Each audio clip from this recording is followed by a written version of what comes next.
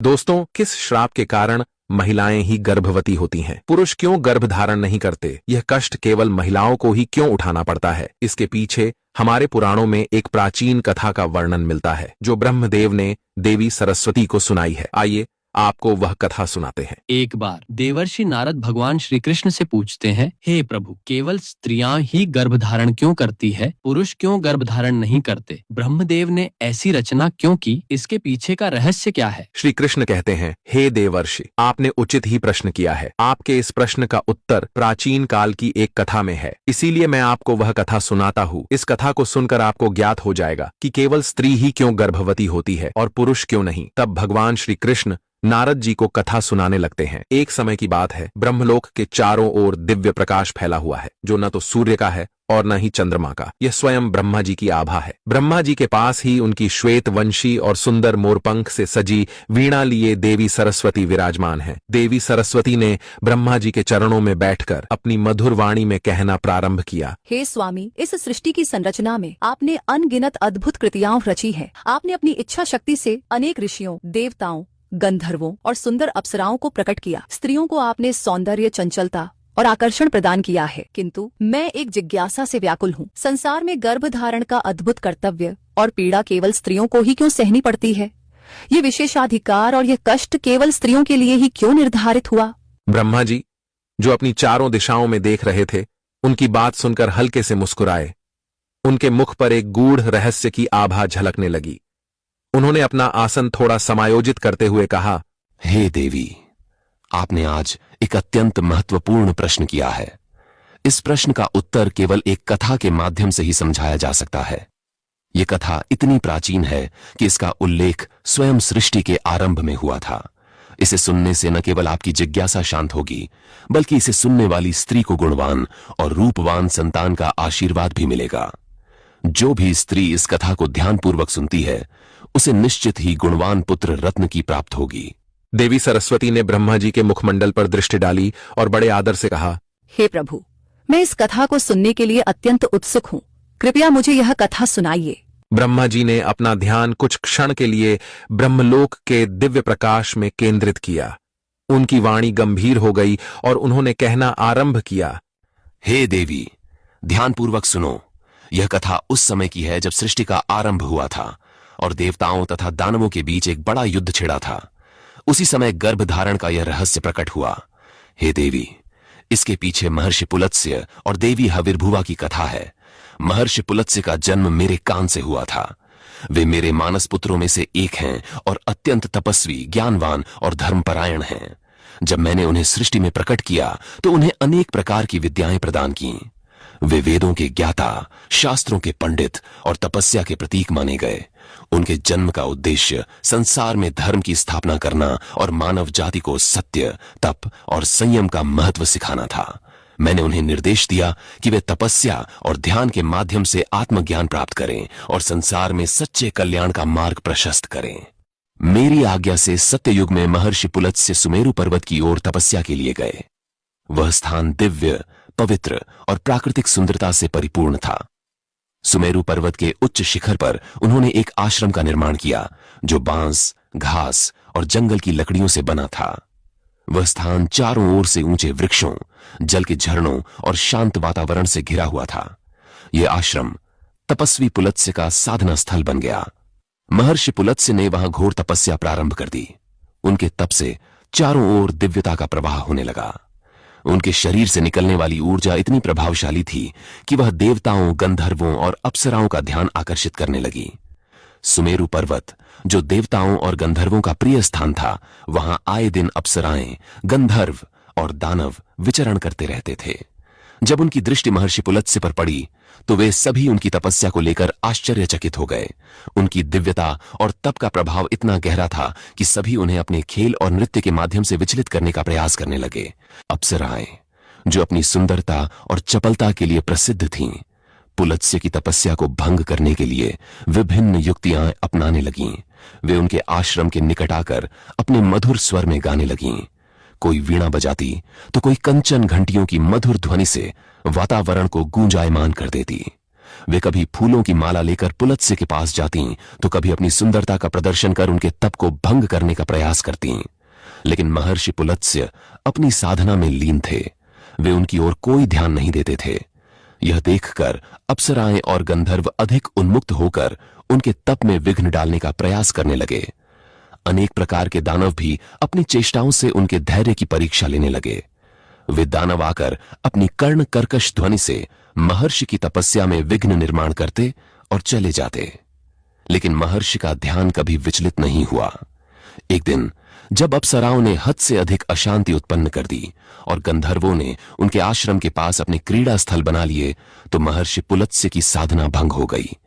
वे अपने तप से उठे और उनकी आंखों में क्रोध का तेज स्पष्ट झलकने लगा। उनकी वाणी गंभीर और आकाश के समान गूंजती हुई थी। उन्होंने उन सभी को चेतावनी देते हुए कहा, हे अप्सराओं, हे गंधर्वों और यहाँ विचरण करने वाले समस्त प्राणियों, क्या तुमने मेरी साधना का अर्थ नहीं समझा? क्या तुम्हारे लिए धर्म, तप और संयम का कोई महत्व नहीं है? मैं यहाँ संसार के कल्याण के लिए तपस्या कर रहा हूँ और तुम मेरे तप को बार बार भंग कर रहे हो। अप्सराएं और गंधर्व उनके क्रोध से भयभीत हो गए, लेकिन कुछ ने इसे गंभीरता से नहीं लिया। यह देखकर पुलत्स्य ने क्रोधित होकर कहा, हे अप्सराओं, गंधर्वों, दानवों तथा मानवों, आज मैं तुम सबको चेतावनी देता हूं।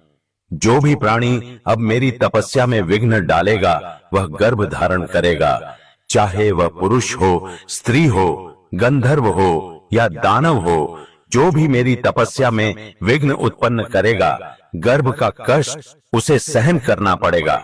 यह मेरा शाप है और यह शाप अटल है। ब्रह्मदेव कहते हैं, हे देवी, महर्षि पुलत्स्य के वचन ब्रह्मांड में गूंजने लगे। अप्सराएं और गंधर्व भय से कांपने लगे और वहां से भाग गए।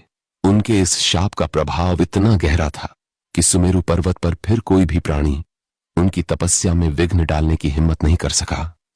पुलत्स्य ने अपने ध्यान में लौटकर घोर तपस्या जारी रखी। उनके तप के प्रभाव से वहां का वातावरण और भी पवित्र और दिव्य हो गया। सुमेरु पर्वत के उस शांत और दिव्य स्थान पर जहां महर्षि पुलत्स्य अपनी घोर तपस्या में लीन थे, प्रकृति का सौंदर्य अपनी चरम पर था। वहां की घाटियां हरी भरी थीं और झरने निर्मल जल की धारा के साथ संगीत प्रस्तुत कर रहे थे। पक्षियों की मधुर चहचहाहट वातावरण को और भी पवित्र बना रही थी। लेकिन यह स्थान अब साधारण प्राणियों के लिए भय का कारण बन चुका था, क्योंकि पुलत्स्य के क्रोध और शाप के कारण कोई भी वहां जाने का साहस नहीं करता था। इसी समय पर्वत की कंदराओं में स्थित एक छोटे से आश्रम में महर्षि तृणबिंदु अपनी पत्नी और पुत्री हविर्भुवा के साथ निवास कर रहे थे। हविर्भुवा एक अत्यंत सुंदर और चंचल युवती थी। उसका सौंदर्य ऐसा था कि उसे देखकर देवताओं की अप्सराएं भी ईर्ष्या करतीं। उसकी कोमलता और उसकी मुस्कान सभी को आकर्षित करती थी। वह स्वभाव से जिज्ञासु और सरल थी, लेकिन साथ ही उसकी बाल सुलभ चंचलता उसे पर्वत की कंदराओं और वन वन में घूमने को प्रेरित करती थी। एक दिन हविर्भुवा अपनी सहेलियों के साथ पर्वत की कंदराओं में खेल रही थी। खेल खेल में उसकी सहेलियां उससे बिछड़ गईं। उन्हें खोजने के लिए हविर्भुवा चंचल मन से पर्वत की ऊंचाई पर चढ़ने लगी। वह सहेलियों को पुकारते हुए सुमेरु पर्वत के उस भाग में पहुंच गई जहां महर्षि पुलत्स्य का आश्रम था। यह स्थान अत्यंत शांत था। चारों ओर साधना की ऊर्जा प्रवाहित हो रही थी। हविर्भुवा ने पहले तो इसे ध्यान नहीं दिया और सहेलियों को पुकारती हुई महर्षि पुलत्स्य के आश्रम तक पहुंच गई। लेकिन जैसे ही उसने आश्रम के अंदर कदम रखा, महर्षि पुलत्स्य ने ध्यान से अपनी आंखें खोलीं। उनकी दृष्टि जैसे ही हविर्भुवा पर पड़ी, उनके शाप का प्रभाव तुरंत ही प्रकट हो गया। हविर्भुवा, जो अब तक अपने सहेलियों को खोजने में व्यस्त थी, अचानक अपने शरीर में एक अजीब बदलाव महसूस करने लगी। महर्षि पुलत्स्य की तपस्या और उनके शाप की शक्ति इतनी प्रबल थी कि उनके सामने खड़ी होने मात्र से हविर्भुवा के शरीर पर इसका प्रभाव पड़ गया। उसके शरीर का रंग पीला पड़ने लगा, उसकी सांसें तेज हो गईं और उसके भीतर एक असहनीय पीड़ा का अनुभव होने लगा। हविर्भुआ ने अपने शरीर में इस विचित्र परिवर्तन को महसूस करते ही अपने पेट पर हाथ रखा। उसकी कोमल काया अब गर्भवती प्रतीत होने लगी थी।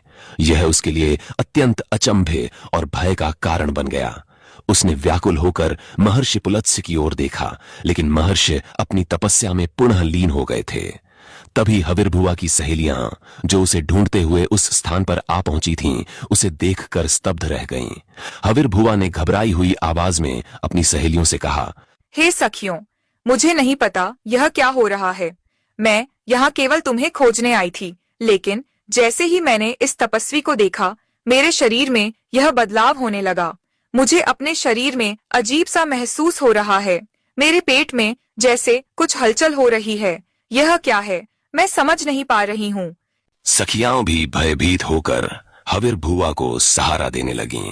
एक सखी ने कहा, हे हविर्भुआ, यह स्थान बहुत डरावना लगता है।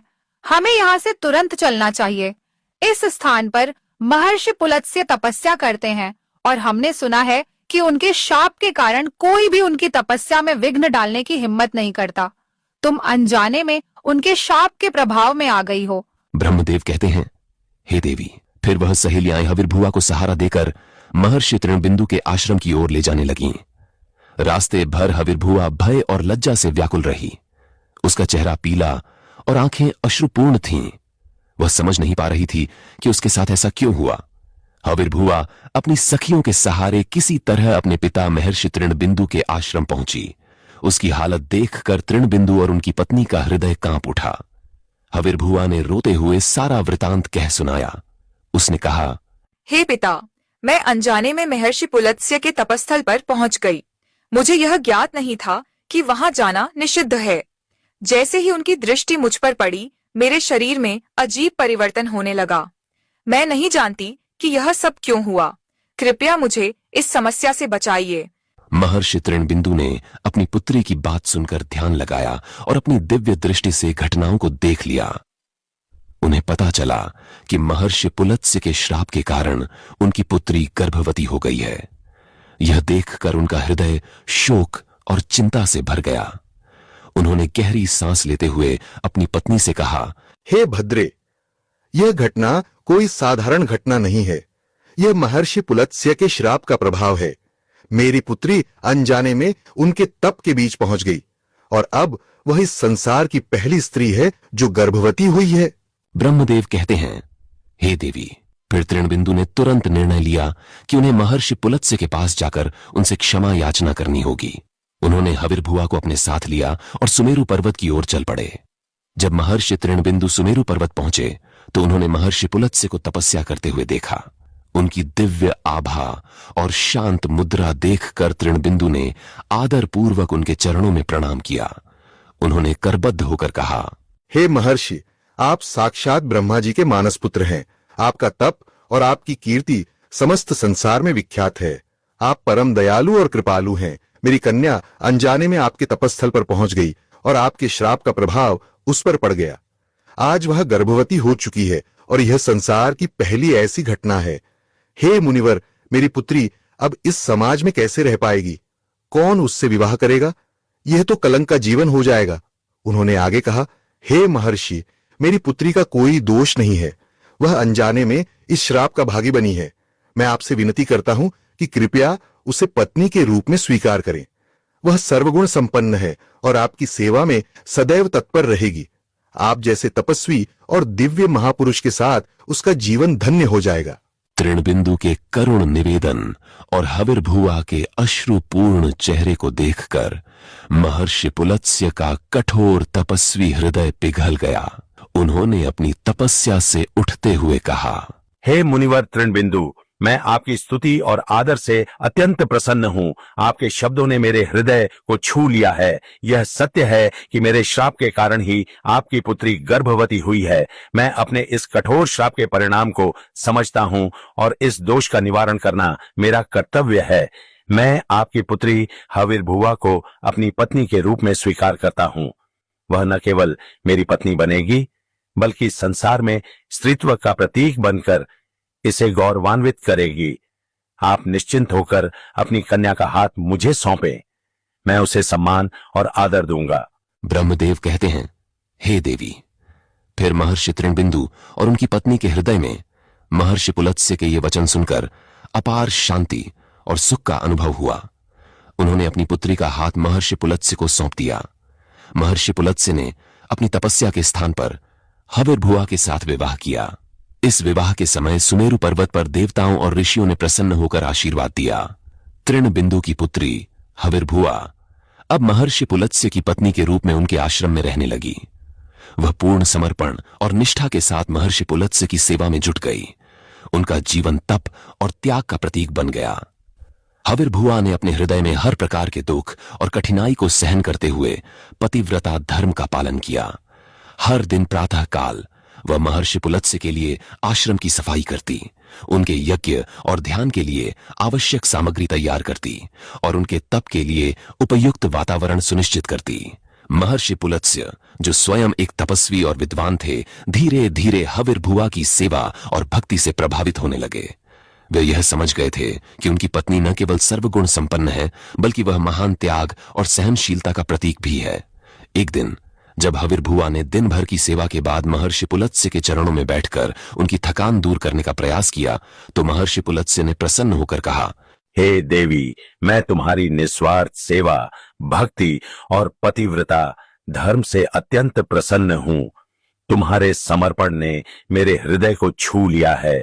तुमने अपने कर्तव्य का पालन इतने पवित्र हृदय से किया है कि मैं तुम्हें वरदान देने के लिए बाध्य हूँ। हविर्भुआ ने सिर झुकाकर कहा, हे प्रभु, आपका वरदान ही मेरे जीवन का सबसे बड़ा धन है। आप जो भी मुझे देंगे वह मेरे लिए अमूल्य होगा। महर्षि पुलत्स्य ने गंभीर और स्नेहपूर्ण स्वर में कहा, हे देवी, मैं तुम्हें मेरे ही समान तेजस्वी और गुणवान पुत्र का वरदान देता हूँ। जिस समय तुम पहली बार मेरे तपस्थल पर आई थी, उस समय मैं वेदों का पाठ कर रहा था। तुम्हारे कानों ने उस दिव्य ज्ञान को ग्रहण किया है, इसलिए तुम्हारा पुत्र चारों वेदों में पारंगत होगा। वह वेदों का मर्म समझेगा और संसार में उनके ज्ञान का प्रचार करेगा। तुम्हारा पुत्र इतना तेजस्वी और विद्वान होगा कि उसका नाम सदैव के लिए अमर रहेगा। वह समस्त संसार में विश्रवा के नाम से प्रसिद्ध होगा। ब्रह्मदेव कहते हैं, हे देवी। फिर महर्षि पुलत्स्य के इन वचनों से हविर्भुआ के चेहरे पर गर्व और खुशी का तेज झलकने लगा।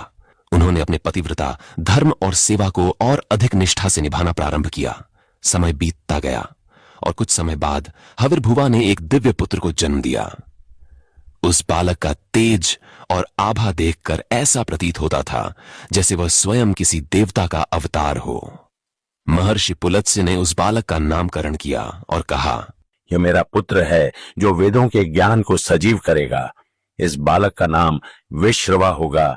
यह संसार में ज्ञान, तप और धर्म का प्रतीक बनेगा। ब्रह्मदेव कहते हैं, हे देवी। फिर विश्रवा का बाल्यकाल अपने पिता के आश्रम में शिक्षा और तप के बीच बीता। उन्होंने चारों वेदों का अध्ययन किया और उनमें पारंगत हो गए।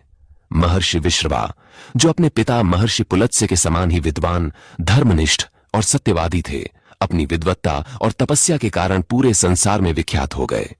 उनके ज्ञान और धर्म का प्रचार प्रसार चारों दिशाओं में होने लगा। उनकी इस ख्याति और महानता को देखकर महर्षि भारद्वाज ने अपनी पुत्री इडविला का विवाह महर्षि विश्रवा के साथ कर दिया।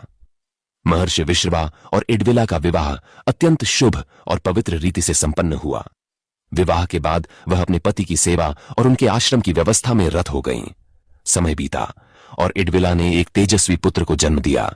इस बालक का नाम वैश्रवण रखा गया। वैश्रवण के जन्म के समय से ही उनके भीतर दिव्य गुणों की झलक दिखने लगी थी।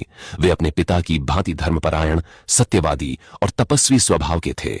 उनका एक और नाम कुबेर पड़ा और यही नाम कालांतर में अधिक प्रसिद्ध हुआ।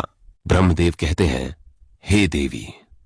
फिर कुबेर बड़े होने पर धर्म और तपस्या की ओर आकर्षित हुए। फिर कुबेर ने कठिन तपस्या आरंभ की। उन्होंने वर्षों तक कठोर साधना की, जिससे देवता और ऋषि मुनि भी प्रभावित हुए। उनकी तपस्या से प्रसन्न होकर स्वयं मैं ब्रह्मदेव उसके सामने प्रकट हुआ और मैंने उसे आशीर्वाद देते हुए कहा, हे वत्स, मैं तुम्हारी तपस्या से अत्यंत प्रसन्न हूं। तुमने अपने धर्म, तप और संयम से मुझे संतुष्ट कर दिया है। इसलिए मैं तुम्हें वरदान देता हूं कि तुम उत्तर दिशा के स्वामी और धन के अधिपति बनोगे। तुम्हारे पास अपार संपत्ति और ऐश्वर्य होगा। इसके साथ ही मैंने कुबेर को पुष्पक विमान प्रदान किया। यह विमान मन की गति से चलता था और अद्भुत रत्नों से सज्जित था। यह विमान देवताओं के लिए भी दुर्लभ था। मैंने कुबेर को आशीर्वाद दिया कि वे गंधमादन पर्वत पर स्थित धन के स्वामी बने और संपत्ति का चौथा भाग उनके अधिकार में रहे। कुबेर ने उस संपत्ति का 16वां भाग मनुष्यों के लिए उपलब्ध कराया। इस प्रकार कुबेर धन के स्वामी और देवताओं के कोषाध्यक्ष बन गए। वहीं दूसरी ओर महर्षि विश्रवा का दूसरा विवाह कैकसी नामक स्त्री से हुआ। कैकसी अद्भुत सौंदर्य और तेजस्वी स्वभाव की धनी थीं। वह अपनी भक्ति और सेवा के कारण महर्षि विश्रवा के हृदय में विशेष स्थान रखती थीं। इस दौरान भगवान शिव ने अपनी पत्नी माता पार्वती के लिए एक दिव्य महल का निर्माण कराया। इस महल को लंका नाम दिया गया। लंका की रचना इतनी अद्वितीय और भव्य थी कि यह तीनों लोकों में अद्वितीय मानी गई। स्वर्ण से निर्मित यह महल अद्भुत नक्काशी और रत्नों से सजा हुआ था। इसका निर्माण स्वयं भगवान विश्वकर्मा ने किया था। जब लंका के गृह प्रवेश का समय आया तो भगवान शिव ने देवताओं और ऋषि मुनियों को निमंत्रण दिया। महर्षि विश्रवा और उनकी पत्नी कैकसी को भी इस पवित्र अवसर पर बुलाया गया। लंका के गृह प्रवेश के भव्य अवसर पर महर्षि विश्रवा और उनकी पत्नी कैकसी ने दिव्य स्वर्ण लंका के सौंदर्य और वैभव को देखा। लंका की स्वर्ण दीवारें और अद्भुत रत्नों से जड़े महल जो स्वयं भगवान विश्वकर्मा द्वारा निर्मित थे, कैकसी को मोहित कर गए। लंका के इस अप्रतिम वैभव ने कैकसी के मन में लालसा जगा दी।